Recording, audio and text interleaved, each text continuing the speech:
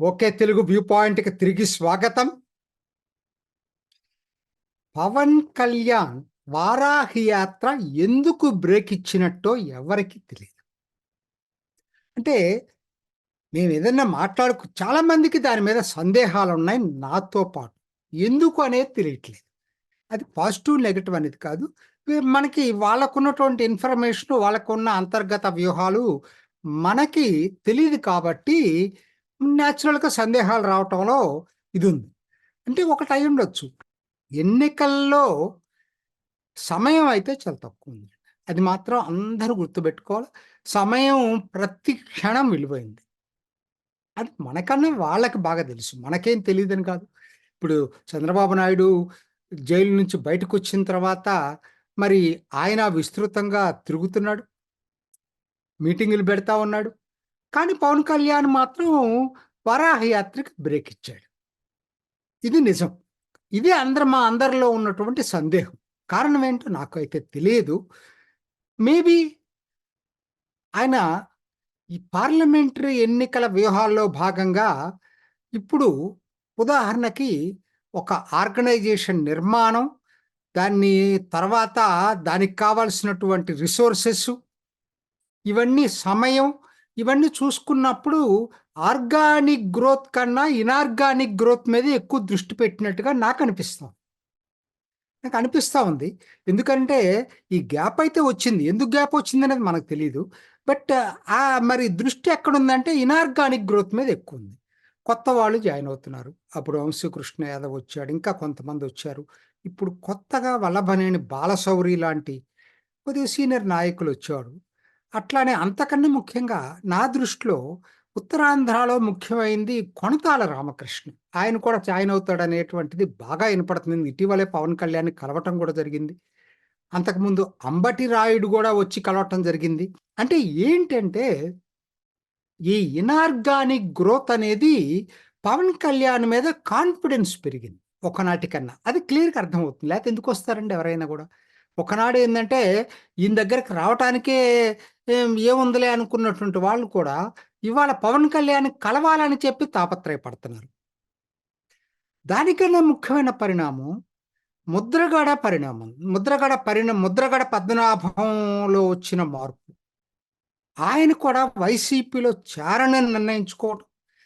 పవన్ కళ్యాణ్ త్వరలో కలుస్తాడని చెప్పి అందరూ చెప్తున్నారు. నేను అనుకోవటం ఈ ప్రాణప్రతిష్ఠ బాలరామ ప్రాణప్రతిష్ఠ ఉంది కదా!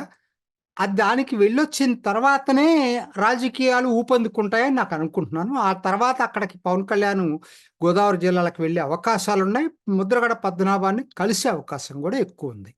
ఎందుకంటే ముద్రగడ పరిణామాన్ని కూడా మనం చిన్నగా చూడటానికి లేదు. చాలా ఇంపార్టెంట్ పరిణామం. ఎందుకంటే కాపు సామాజిక వర్గంలో ఎప్పుడూ లేని విధంగా ఈసారి పవన్ కళ్యాణ్ మీద విపరీతమైన ఆశలు పెంచుకున్నారు. ఇది నిజం. ఈ ఎన్నికల్లో మాత్రం వాళ్ళు ఒకటి స్వతహాగా చైతన్యం పెరిగింది. అంటే ముద్రగడ ఒకనాడు ఉద్యమాన్ని నడిపాడు.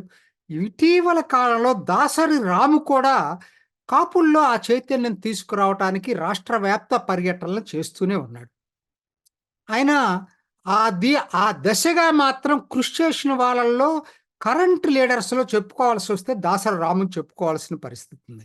సో, కాబట్టి కాపు సామాజిక వర్గంలో చైతన్యం రావటం, దాంతో పాటు ఇవాళ ముద్రగడ కూడా పవన్ కళ్యాణ్ వైపు చూడటం, ఇవన్నీ దేనికంటే హ్మ్, ఒక కాపు సామాజిక వర్గమే కాదు. మరి కొనతాల రామకృష్ణ మరి బీసీ సామాజిక వర్గానికి సంబంధించిన వ్యక్తి. ఉత్తరాంధ్రలో ఒకనాడు చాలా సీనియర్ నాయకుడు. వైఎస్ఆర్‌కి వెరీ క్లోజ్‌గా ఉండేటువంటి నాయకుడు. సో, కాబట్టి అటువంటి వాళ్ళు కూడా ఇవాళ పవన్ కళ్యాణ్ వైపు చూస్తున్నారంటే, మార్పు ఖచ్చితంగా వస్తుంది. ఈ ఇనార్గానిక్ గ్రోత్ డెఫినిట్‌గా పార్లమెంటరీ ఎన్నికల సిస్టమ్‌లో ఇవన్నీ బాగా పనిచేస్తాయి. మేబీ ఆయన అనుకోనుండొచ్చు. ఏందంటే వారాహి యాత్ర చేయటం వలన నాకున్న టైంలో దానికన్నా ఇలా నాయకుల్ని హ్మ్, దం ద తోటి ఇనార్గానిక్ గ్రోత్ కృషి చేయటం వల్ల ఎక్కువ ప్రయోజనం ఉంటదని అనుకున్నాడేమో! నాకైతే తెలీదది విషయాలు.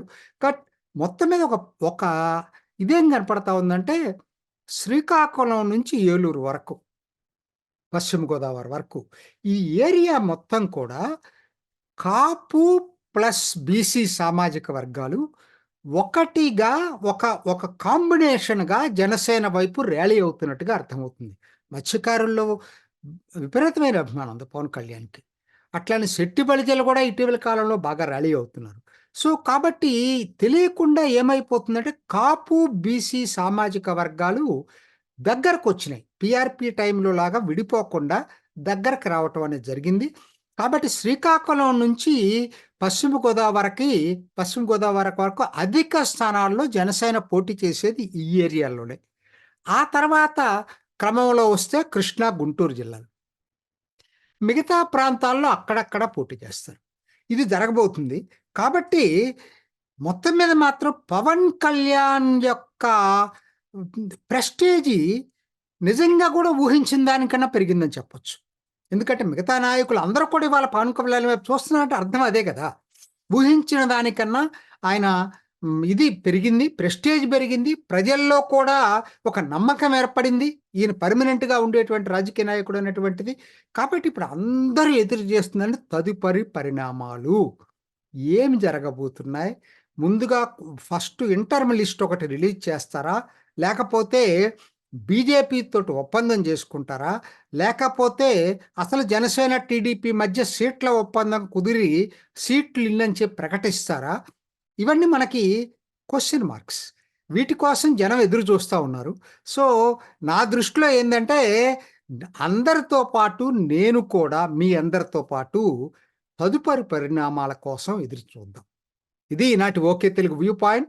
ఇంకొక ఎపిసోడ్‌లో మళ్ళా కలుసుకుందాం. నమస్తే. చూసారు కదండి. మరి ఈ వీడియో గనుక మీకు నచ్చినట్లయితే ఒక లైక్ కొట్టేసి మీ అభిప్రాయాన్ని కూడా కామెంట్ బాక్స్‌లో తెలియజేస్తూ ఇలాంటి ఇంట్రెస్టింగ్ అప్డేట్స్ కోసం మా ఛానల్‌ని సబ్స్క్రైబ్ చేసుకోండి.